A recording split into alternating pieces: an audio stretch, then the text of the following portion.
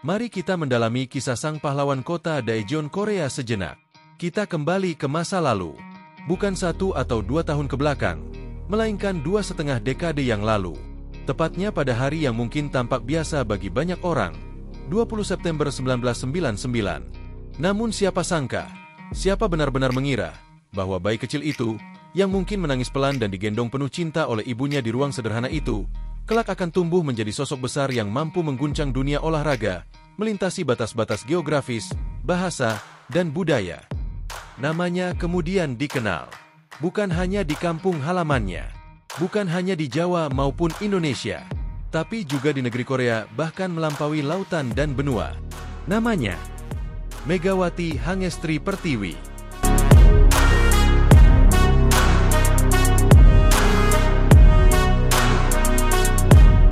Ya, nama yang kini begitu dikenal, begitu dikagumi, begitu diingat, sebagai Megatron, sang jantung tim Jungkwanjang Red Sparks di Liga Voli Korea Selatan.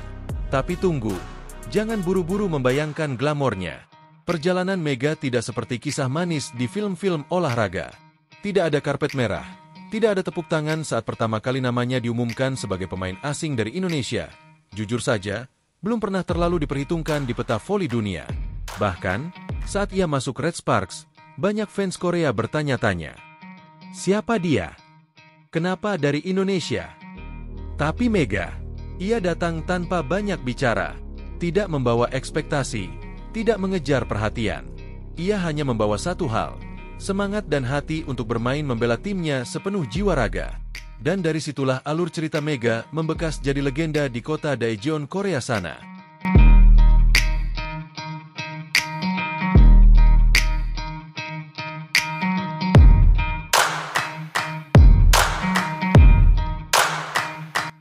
Selama 2 musim, Megawati menjelma jadi ikon.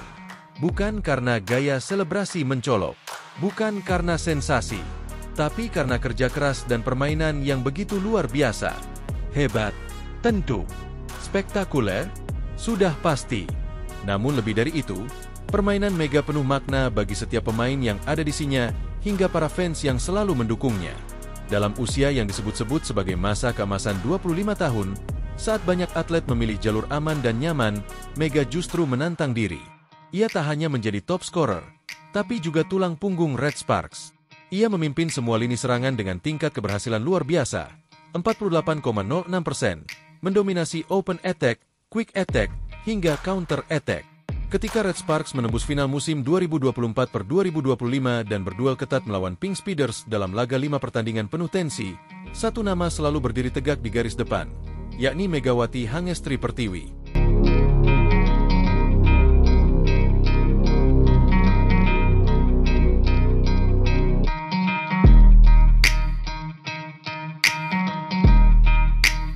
Tapi cerita ini bukan hanya soal angka dan statistik.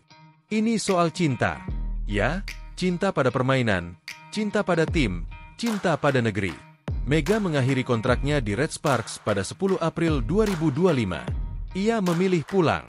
Ada hal yang lebih besar dari sekadar karir, merawat ibunya yang sedang sakit.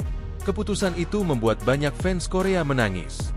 Tangis haru, tangis kehilangan, tangis bangga. Karena bagi mereka, Mega bukan sekadar pemain asing. Ia keluarga. Terima kasih, Mega. Kau adalah cahaya tim ini. Kau bukan hanya pemain hebat, tapi juga manusia luar biasa. Komentator, pelatih, legenda voli Korea, semuanya sepakat, Megawati telah meninggalkan jejak yang tak akan hilang. Kini, dengan kepala tegak dan hati penuh harapan, Mega kembali ke tanah air. Bukan untuk pensiun, tapi untuk merawat, mencinta, dan mungkin, kembali lagi suatu hari nanti. Dunia voli internasional belum menutup pintunya. Dan generasi muda Indonesia, mereka kini punya sosok panutan nyata. Sosok yang mengajarkan bahwa impian tak kenal batas negara, bahwa jadi hebat itu tak selalu harus glamor, bahwa bermain dengan hati adalah segalanya. Megawati Hangestri Pertiwi, sang Megatron, bukan hanya legenda, tapi kisah nyata yang akan terus hidup di hati kita semua.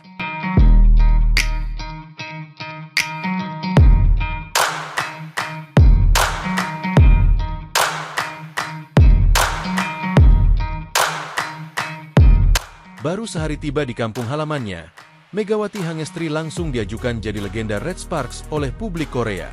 Masih dalam suasana jet lag, beredar kabar di Korea kalau penggemar voli setempat ingin Megawati Hangestri diajukan jadi legenda Red Sparks.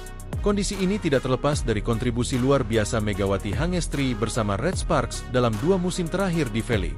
Megawati Hangestri kini sudah tiba di Indonesia dan akan mengurus orang tuanya setelah 2 tahun lamanya berkarir di Korea bersama Red Sparks. Menurut media Korea, Megawati Hangestri memilih klub yang memainkan musim lebih pendek seperti di Proliga ataupun klub-klub ASEAN.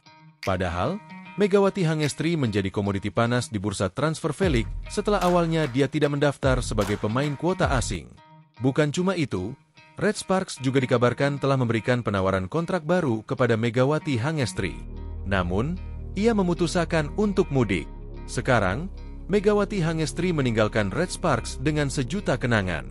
Sejumlah prestasi yang dia sumbangkan tak akan dilupakan oleh penggemar. Top skor di babak reguler dan final serta runner-up V-League 2024-2025 menjadi momen yang selamanya tak bisa dihilangkan oleh fans Red Sparks. Atas dasar itu, sekembalinya Megawati Hangestri ke Indonesia, publik Korea mendesak agar Red Sparks menyematkan titel legenda untuk Mega.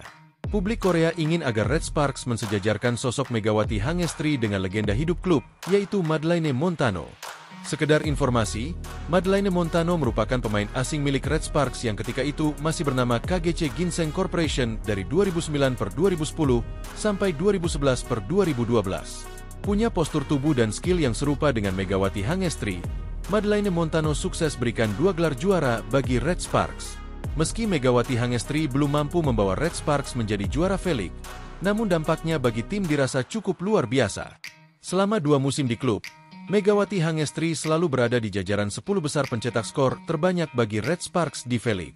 Pada musim lalu, ia membawa Red Sparks lolos ke playoff untuk kali pertama selama 7 tahun dan kini ke final setelah absen dalam 13 tahun terakhir.